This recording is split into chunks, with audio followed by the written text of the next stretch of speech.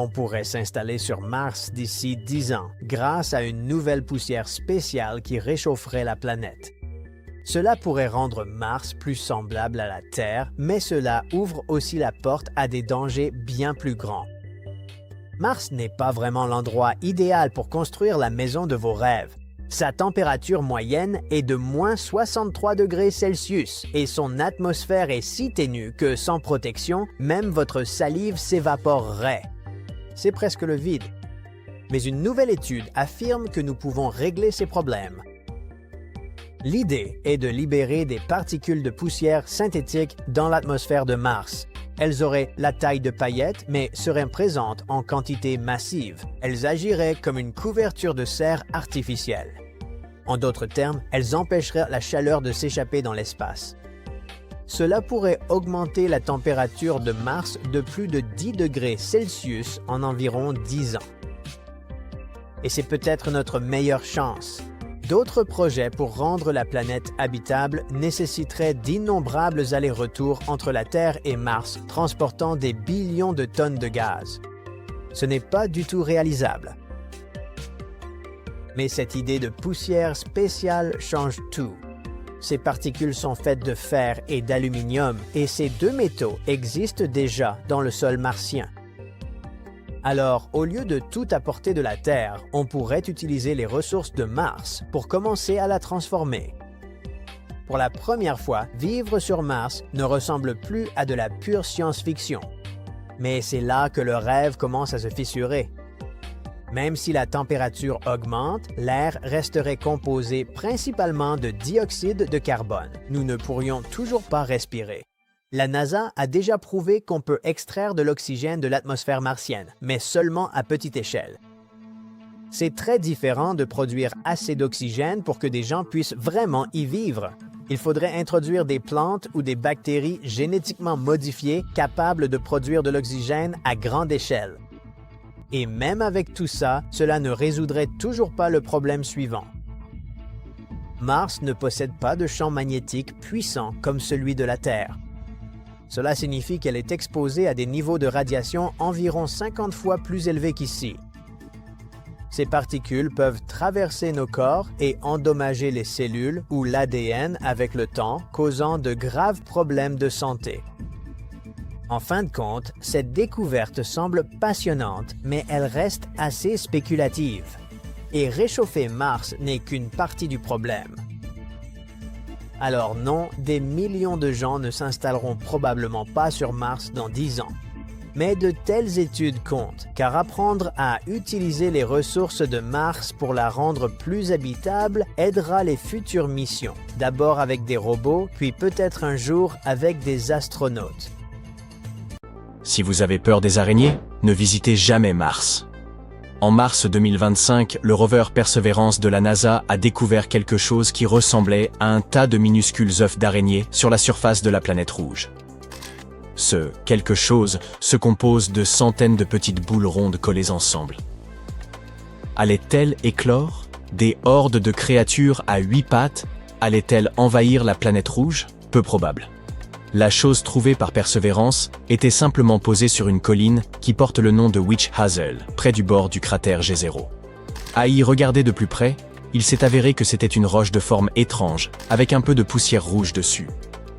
Hélas, ou heureusement, il ne s'agissait pas d'œufs d'araignées martiennes. Pourtant, cette formation se détachait vraiment dans le paysage. L'équipe de Perseverance a nommé cette étrangeté St. Paul's Bay. Les scientifiques l'ont qualifiée de roche flottante. Ce terme signifie qu'elle ne s'est pas formée à l'endroit où on l'a trouvée, mais que, d'une manière ou d'une autre, elle a été déplacée. Donc pour l'instant, nous n'avons pas suffisamment d'indices pour déterminer son origine et comment elle a acquis cette mystérieuse texture. Mais ce n'est pas là le seul mystère. Qu'est-ce qui a pu déplacer cette roche de son emplacement d'origine?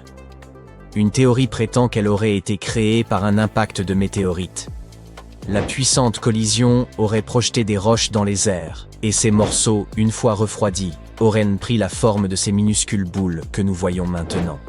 Si cela s'avère exact, cette roche pourrait venir de très loin, et elle pourrait nous fournir de nouvelles informations sur la façon dont les grands impacts déplacent la matière sur la planète rouge.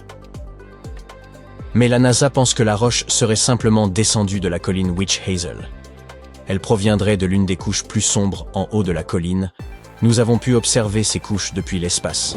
Maintenant, l'objectif est d'étudier de plus près la colline en question et de découvrir si ces couches sont faites du même matériau que la roche St. Paul's Bay. Si c'est bien le cas, cela pourrait signifier plusieurs choses. Il y a peut-être eu une activité volcanique dans cette région, ou alors un gros météore a frappé. Il se pourrait également qu'il y ait eu de l'eau à cet endroit dans un passé lointain. Si cette théorie tient la route, il y a une chance que certaines de ces roches contiennent de minuscules fossiles de microbes.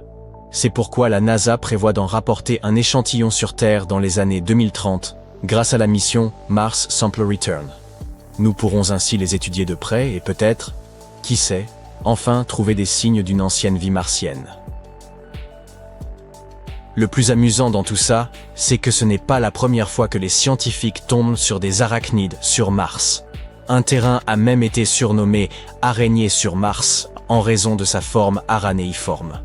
À certains endroits, on peut voir de grandes fissures sombres qui s'écartent les unes des autres comme des pattes d'araignée. Certaines sont énormes, plus de 915 mètres de large. Vues d'en haut, ces fissures ressemblent à s'y tromper à une effrayante colonie d'araignées. Ces formes inquiétantes ont été repérées pour la première fois en 2003 par les orbiteurs de Mars et elles continuent d'apparaître sur les photos satellites depuis lors. Au début, personne n'avait la moindre idée de ce dont il pouvait s'agir. Mais maintenant, les scientifiques sont presque sûrs qu'elles se forment lorsque de la glace de dioxyde de carbone, oui, de la glace sèche, se transforme brusquement en gaz. Ce changement rapide provoque la projection de gaz à travers la glace et sculpte ces motifs étranges et craquelés. Une nouvelle fascinante, c'est que les scientifiques de la NASA ont réussi à recréer ces araignées martiennes dans un laboratoire, ici sur Terre. Ils ont construit une installation spéciale qui imite la surface de Mars et ont pu observer de petites araignées se former sous leurs yeux. L'équipe a travaillé 5 ans avant de pouvoir arriver à ce résultat. Et quand ils y sont enfin parvenus, ils étaient ravis.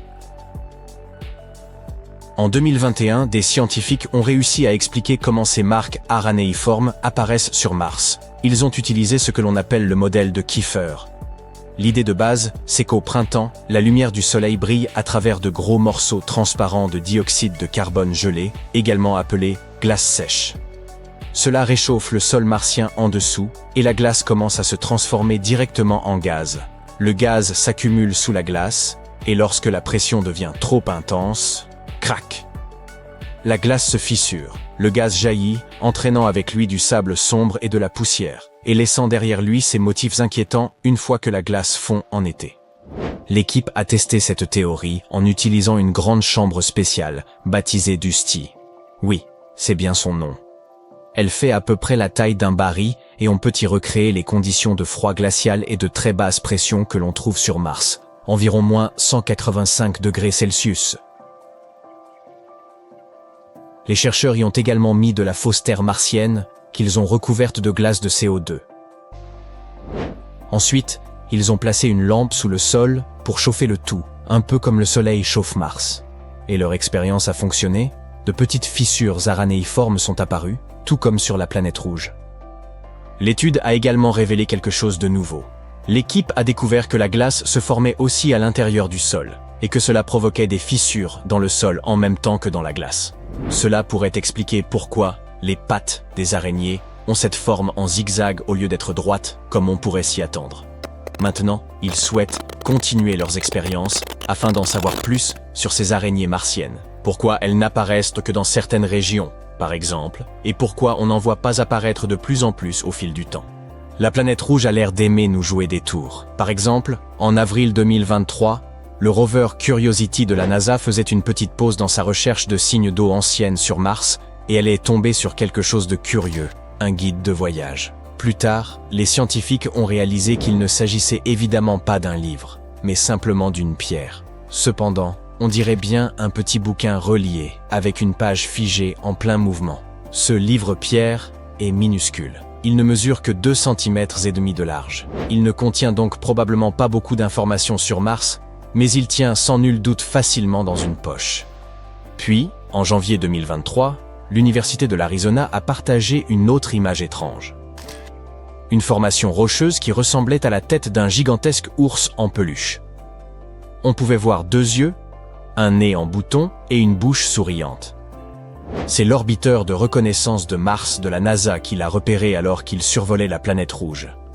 Des scientifiques de l'université en question nous ont expliqué que le visage de cet ours en peluche était probablement juste une formation naturelle, comme une colline ou un monticule disloqué au centre d'un ancien cratère. Une autre découverte intéressante a eu lieu en février 2022. Le rover Curiosity a repéré quelque chose qui ne pouvait être décrit que comme une petite fleur. On pouvait voir comme des petites branches de corail, mais il s'agissait en fait d'un dépôt minéral ayant pris une forme que l'on observe rarement.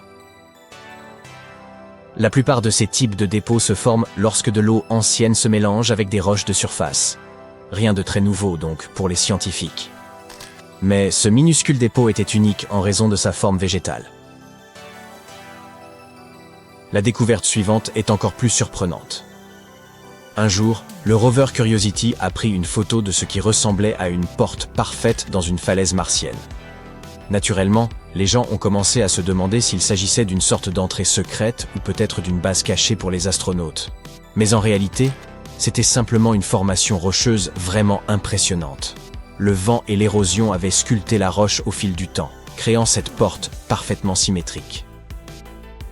En 2018, un chercheur a remarqué des formes étranges, semblables à des bâtons, sur une image.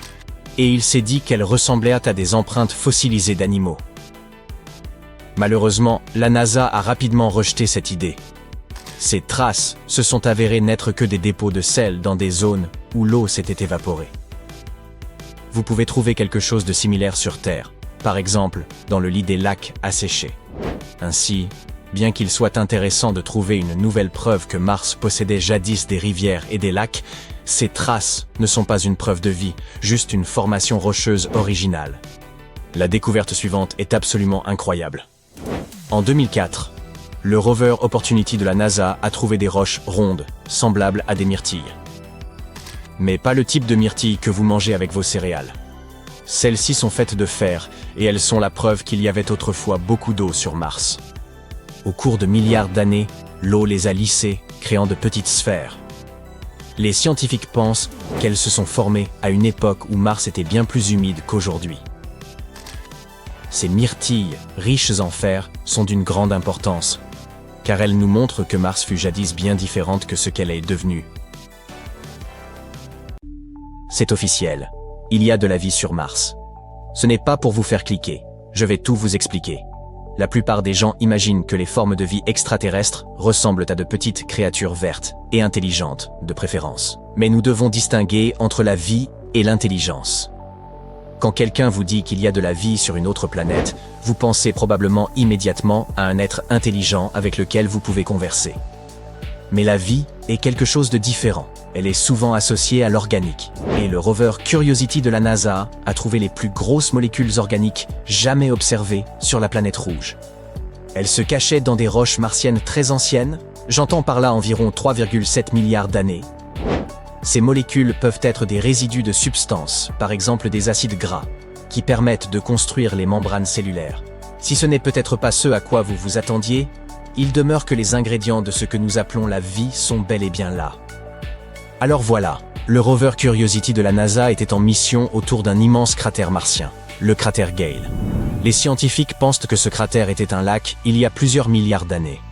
La mission principale du rover était de déterminer si Mars avait eu les conditions propices à la vie par le passé. Un jour, Curiosity a foré un morceau de mudstone ancien dans un endroit appelé Cumberland. Il a collecté de la poudre de roche, et les scientifiques ont réalisé un test spécial en utilisant un four sophistiqué intégré au rover. Ce four chauffe à haute température, environ 850 degrés C. Heureusement, les conditions de l'expérience ont permis aux chercheurs d'évaporer de l'oxygène moléculaire, ce qui a limité le risque de combustion. Et ils ont découvert quelque chose de surprenant. Des chaînes d'atomes de carbone, d'une longueur allant jusqu'à 12 atomes. On trouve des chaînes similaires sur Terre dans toutes choses, du pétrole brut au « nous y voilà de nouveau, être vivant ».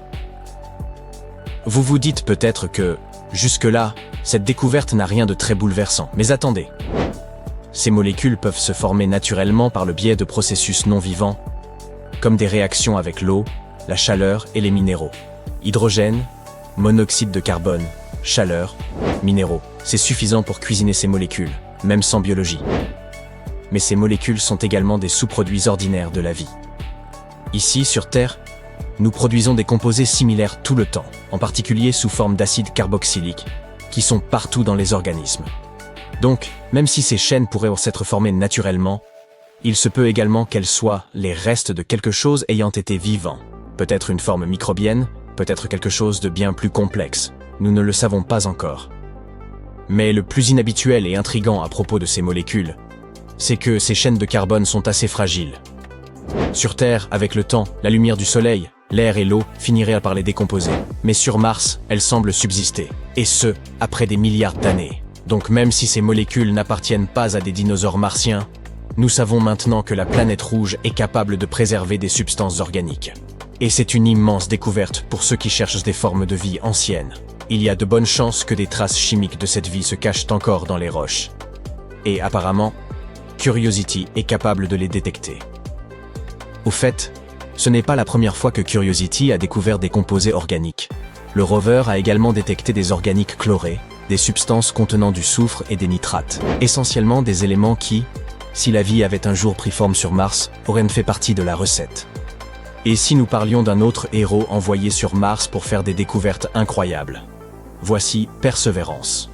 C'est un robot de la taille d'une voiture que la NASA a envoyé loin de chez lui, sur la planète rouge inhospitalière et aride. Plus précisément, vers un ancien cratère appelé G0. Le Jet Propulsion Lab a créé Perseverance et l'a préparé pour son premier voyage spatial, qui a commencé le 30 juillet 2020. Pendant 7 mois sombres et solitaires, notre robot a voyagé à travers le cosmos. Heureusement, il a réussi à atterrir en toute sécurité sur Mars le 18 février 2021. La NASA a même donné un nom cool à son site d'atterrissage, l'Octavia E. Butler Landing, en hommage à la célèbre écrivaine de science-fiction. Depuis lors, Perseverance s'est activement engagé dans l'exploration de la planète rouge. Le 8 avril 2025, il était en service depuis 1469 jours martiens, que l'on appelle d'ailleurs des sols. Cela correspond à environ 1510 jours terrestres ou un peu plus de 4 ans. Ce rover ressemble beaucoup à son prédécesseur, Curiosity, mais il est équipé de quelques améliorations. Il est littéralement bourré de technologie. 7 instruments scientifiques, 19 caméras et même 2 microphones pour enregistrer les sons de Mars, comme le vent ou le crissement des roues du rover sur les pierres.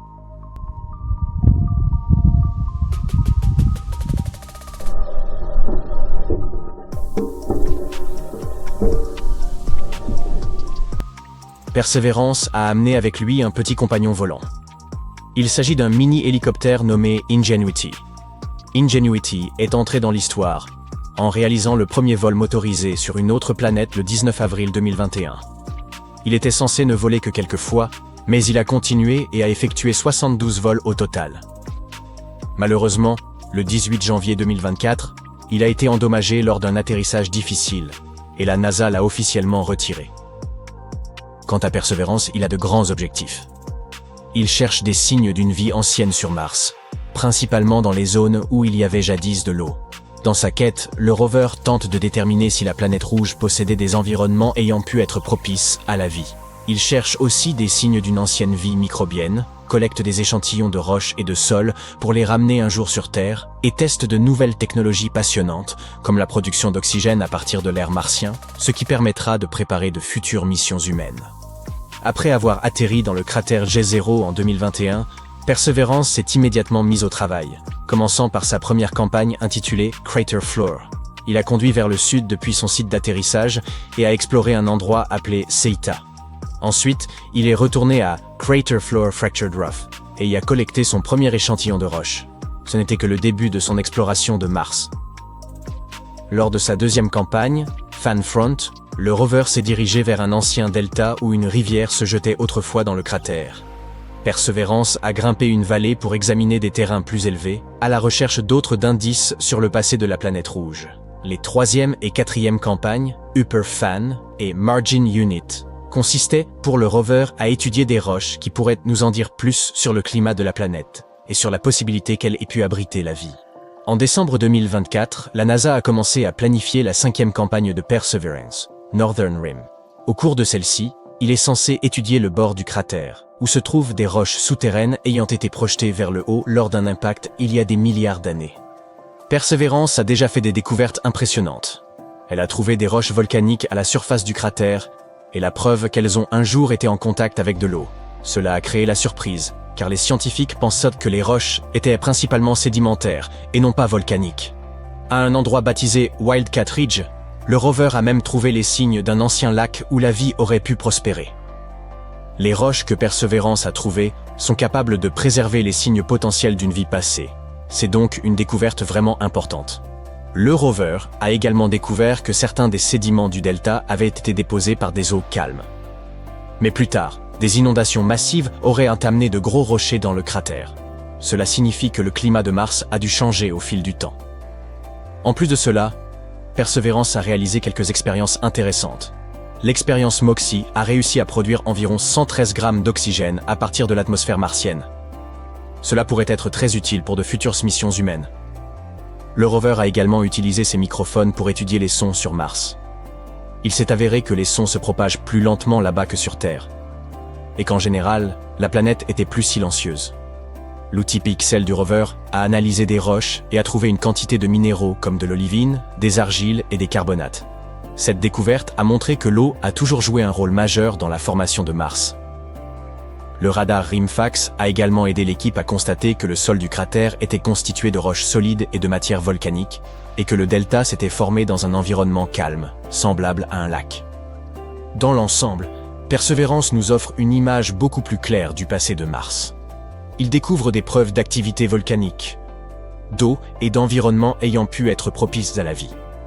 Il aide également les scientifiques à recueillir des données cruciales pour de futures missions. En étudiant la géologie, l'atmosphère et le potentiel de vie de la planète, Perseverance prépare le terrain pour de futures explorations et peut-être, un jour, permettre aux humains de marcher sur notre voisine rouge. Mars est la cousine spatiale de la Terre. 4e planète de notre système solaire, elle fait environ la moitié de la taille de notre boule bleue. Elle possède également 2 petites lunes, Phobos et Deimos. Ces lunes ont la forme de pommes de terre. Phobos est un personnage dramatique qui se rapproche de Mars et prévoit un atterrissage en catastrophe dans une 50aine de millions d'années. Deimos est beaucoup plus calme et se tient à bonne distance de Mars. Mars a été surnommée la planète rouge, en raison de sa surface rouge rouille. Cette couleur était si vive qu'elle fut repérée par les astronomes il y a de nombreuses années. On peut même parfois la voir à l'œil nu dans le ciel, sous la forme d'un petit point écarlate.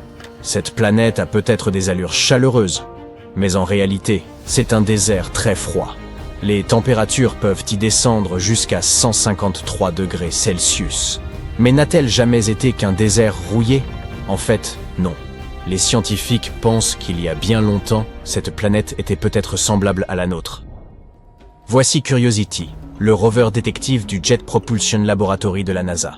Les scientifiques veulent à coup savoir sur le climat, le paysage et les autres caractéristiques de la planète. Curiosity est un robot de la taille d'une voiture. Il pèse environ 900 kg. Il a entamé son voyage le 26 novembre 2011 et il a réussi à se poser sur Mars le 6 août 2012. À l'origine, la mission de Curiosity devait durer 2 ans, mais elle se poursuit encore aujourd'hui. Curiosity est en fait un laboratoire spatial sur roues. Il est équipé de caméras, de spectromètres, de détecteurs de radiation et de capteurs pour étudier l'environnement martien. En se déplaçant, Curiosity rembobine l'histoire de Mars. Au cours de sa mission, notre rover a découvert quelque chose d'incroyable. Des traces de lacs et de rivières datant d'une époque lointaine. L'endroit préféré de Curiosity pour s'amuser est le cratère Gale. Il s'agit d'une oasis martienne préhistorique où l'on pense qu'il y avait jadis de l'eau. Il y a une énorme montagne au milieu, le mont Sharp. Cet endroit est plus haut que 10 tours Eiffel empilées les unes sur les autres. Il contient des couches de roches qui renferment tout un tas de secrets. Récemment, les scientifiques ont repéré quelque chose de formidable en étudiant les données de Curiosity. Des fissures de boue. Qu'y a-t-il de si surprenant? Il ne s'agit pas de n'importe quelle fissure. Ce sont des messages du passé. Elles signifient que le sol martien s'humidifiait puis s'asséchait alternativement. Lors des phases de séchage, la boue du sol se rétrécissait et se fissurait, créant ces jonctions en forme de T. Il semblerait d'ailleurs que le sol martien ait connu plusieurs cycles d'humidité et de sécheresse. cela se serait produit jusqu'à 10 fois. Ainsi, les jonctions ont pris la forme de fissures en forme de I. Lorsqu'un groupe de fissures en forme de I s'assemble, elles forment un motif super cool, quelque chose comme un patchwork d'hexagones. On dirait des nids d'abeilles ou la peau d'un dragon. Chacun de ces hexagones a la taille d'un bonbon. Des cycles similaires se sont produits sur Terre, et ils sont liés à l'apparition de la vie. Lorsque l'eau s'assèche, elle laisse derrière elle des substances concentrées qui sont propices aux réactions chimiques. Et ces réactions pourraient être celles qui donnent le coup d'envoi biologique. Ces hexagones existent depuis très longtemps, des milliards d'années. Cela signifie que Mars a déjà eu un climat semblable à celui de la Terre, et peut-être même de la vie. En fait, la planète rouge présente même des traces d'eau à l'heure actuelle, sous la forme de glace cachée au pôle. Mars possède un pôle nord et un pôle sud qui, comme sur Terre, sont des calottes glaciaires. Imaginez la calotte nord comme une grande crêpe glacée d'environ 1000 km de large. La calotte sud est un peu plus petite, environ 350 km de large. Mais sa couche de glace est plus épaisse, un peu comme une boule de neige dotée d'une solide enveloppe. Lorsque c'est l'hiver au pôle, la nuit est incroyablement longue. Il n'y a aucune lumière, et l'obscurité est glaciale. Pendant ces périodes, environ 30% de l'air se transforme en CO2 gelé, de la glace carbonique, comme celle que l'on voit souvent dans les films d'horreur. Mais lorsque la lumière du soleil vient réveiller les pôles, cette glace sèche se transforme à nouveau en gaz. Tous ces cycles de gel et de dégel produisent des nuages et du givre, comme sur Terre. Une fois, un rover nommé Opportunity a même surpris des nuages de glace d'eau. Mais cela ne signifie pas nécessairement que Mars était autrefois prospère comme la Terre. La vie a besoin de plus que de simples cycles d'humidité et de sécheresse pour apparaître. Elle a besoin d'une atmosphère adéquate et d'autres ingrédients spécifiques. Nous ne sommes pas sûrs que Mars disposait de tous ces éléments. Et même si c'était le cas, rien ne permet d'affirmer que la vie s'y est réellement développée. Mais cela soulève une autre question très importante. Mars a-t-elle un jour abrité de minuscules créatures vivantes? Curiosity n'est pas le seul robot à tenter de répondre à cette question. Il y a aussi un rover appelé Perseverance. Il tente de trouver des indices sur la vie martienne. Il creuse dans un ancien cratère martien, autrefois rempli d'eau. Et, tel un archéologue de l'espace, Perseverance recherche des traces fossilisées d'anciennes créatures. Et le plus drôle, c'est que certains scientifiques pensent que nous avons découvert ce qu'il y avait à découvrir il y a près d'un demi-siècle. Mais que malheureusement, nous avons accidentellement détruit ce que nous avions trouvé. Cela s'est produit avant même que Curiosity ne commence à rouler sur Mars. Dans les années 80, 2 atterrisseurs de la NASA, Viking 1 et Viking 2, ont fait une halte sur la planète rouge. Ces atterrisseurs ont pris un selfie. Puis ils ont également fait des expériences bizarres sur le sol martien. Tout cela dans le but de trouver des signes de vie. Ce qu'ils ont trouvé, c'est une substance organique étrange appelée perchlorate. Il s'agit d'un composé que l'on utilise dans les feux d'artifice ou le carburant des fusées. Mais la plupart des résultats ne semblaient pas très prometteurs. Ils ont même mélangé de la terre avec de l'eau et des nutriments, espérant que s'il y avait des microbes martiens, ils se nourriraient de ces substances et produiraient des gaz radioactifs. Malheureusement, cela ne s'est pas produit. Voici maintenant le problème. Certains scientifiques pensent que l'eau ajoutée à l'époque a peut-être détruit ces petites créatures martiennes. Les pauvres microbes qui traînaient là ont soudain été aspergés d'un liquide bizarre. Une telle situation ne serait pas très agréable pour les microbes terrestres. Ils vivent à l'intérieur de roches et absorbent l'eau présente dans l'air. Verser de l'eau sur eux serait un véritable désastre. Alors, bien sûr, leur donner des nutriments après ça ne servirait à rien. Si vous avez survécu de justesse à un déluge, vous n'êtes probablement pas d'humeur à festoyer. Les cellules de ces hypothétiques créatures martiennes contiennent peut-être du peroxyde d'hydrogène, qui leur permettrait de survivre dans un environnement extrême. Si c'est le cas, cela pourrait expliquer les résultats des expériences. Les instruments ont chauffé les échantillons. Donc, s'il y avait du peroxyde d'hydrogène, il aurait explosé, éliminant les petites bêtes et détruisant instantanément leur environnement. Imaginez à quel point ce serait ridicule s'il s'avérait que nous avons accidentellement détruit les seuls signes de vie sur Mars. Idéalement, nous aurions besoin d'une nouvelle mission sur Mars pour tester cette théorie. Espérons qu'elle ne soit pas confirmée. Quoi qu'il en soit, le voyage n'est pas terminé. D'autres missions sont prévues pour Mars, et l'homme pourrait même un jour visiter cette planète. La prochaine mission est le Mars Sample Return. Il s'agit d'un projet collaboratif super cool entre la NASA et l'ESA. Elle s'associe pour ramener des souvenirs de Mars, collectés par le fidèle rover Mars Perseverance de la NASA. Il y aura tout un tas de vaisseaux spatiaux. Ils travailleront ensemble pour ramener ces précieux échantillons martiens. Les échantillons devraient arriver sur Terre au début ou au milieu des années 2030. Mais nous n'allons pas nous arrêter en si bon chemin. Nos missions martiennes sont une sorte d'échauffement pour une aventure encore plus grande. L'exploration des lunes glacées de Saturne et de Jupiter. Ces lunes cachent des océans sous leur surface, et qui sait quels secrets ils recèlent. Mais qu'il s'agisse de Mars, de lunes glacées ou d'autres choses, notre quête de vie extraterrestre se poursuit. En outre, nous commençons lentement à trouver de plus en plus de matériaux organiques sur Mars. Et peut-être qu'un jour, nous trouverons enfin des microbes dans notre système solaire. Espérons-le et restons à l'écoute.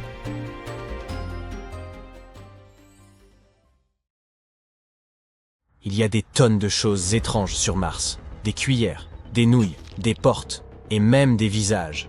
Sont-ils vraiment juste des cailloux? Et par ailleurs, ce n'est pas la seule planète de notre système solaire qui soit remplie de choses mystérieuses. Découvrons-les ensemble.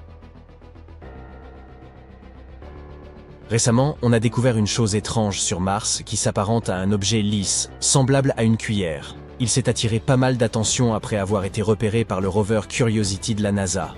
La roche, avec son manche et sa tête arrondie, semble flotter sur la photo. Les internautes demeurent perplexes quant à ce que cela pourrait bien être.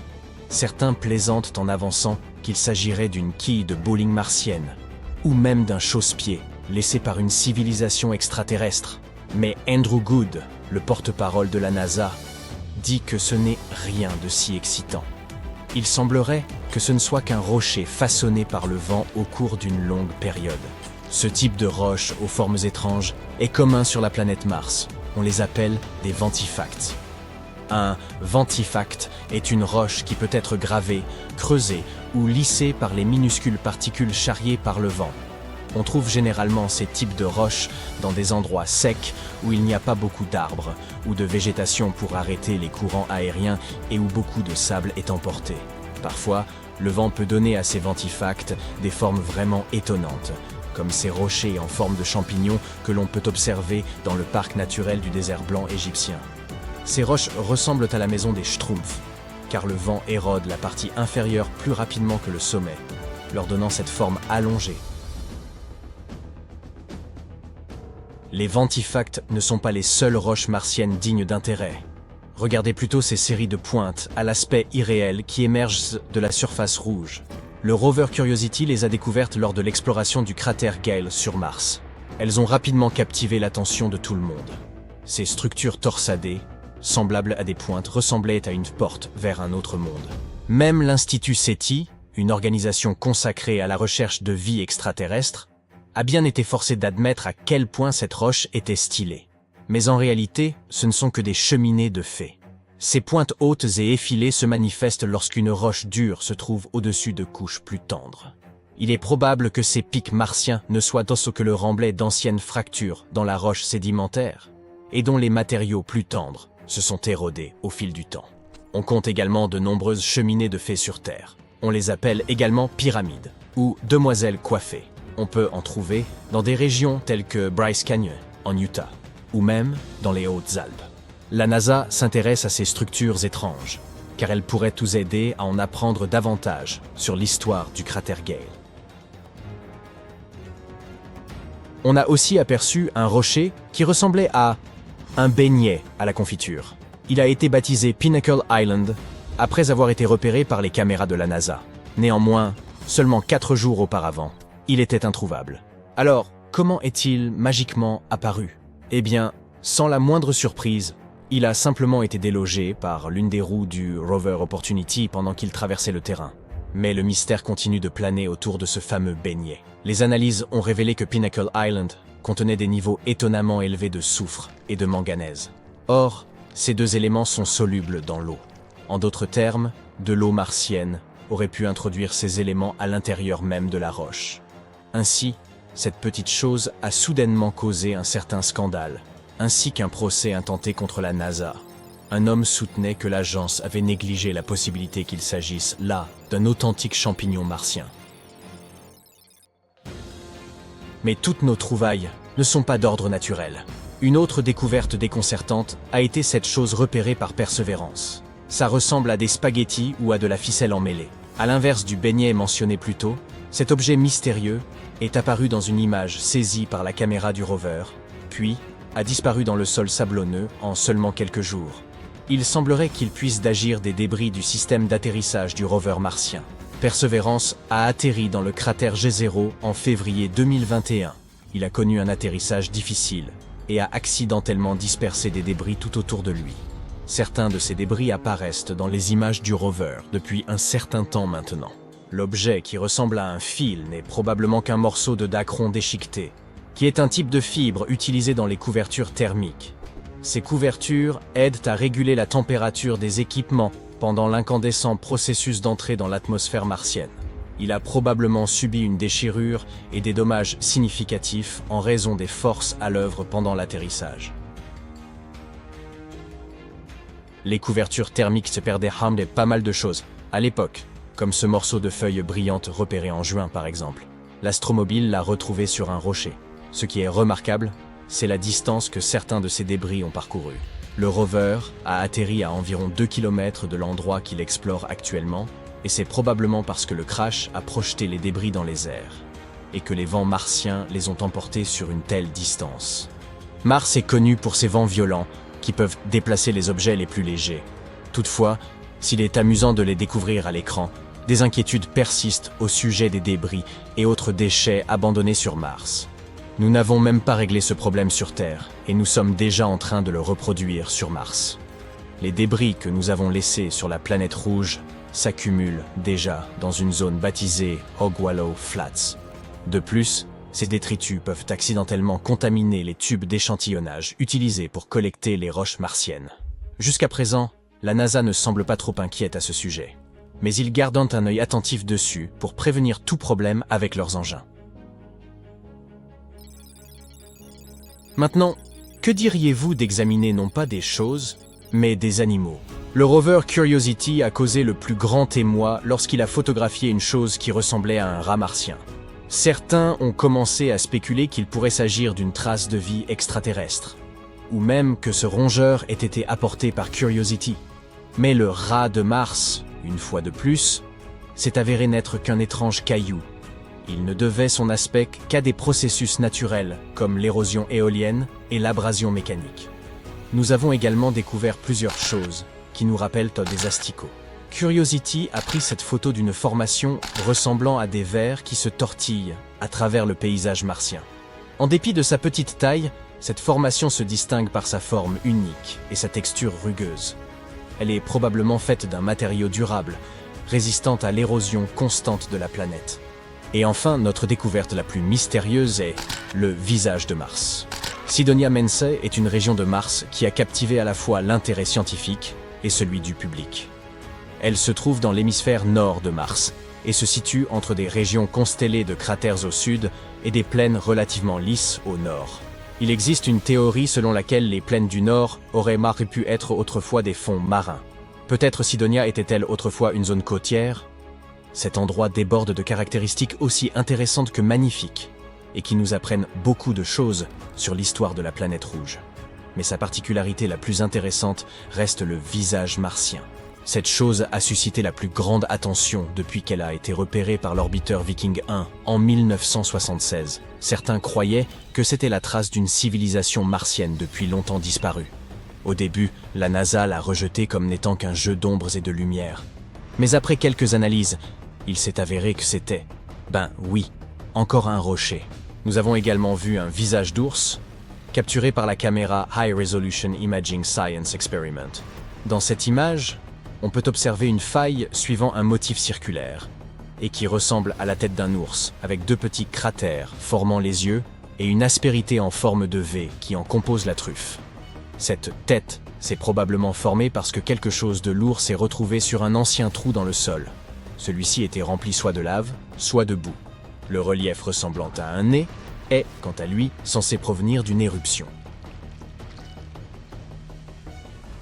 Mais pourquoi continuons-nous de voir ces choses étranges sur Mars?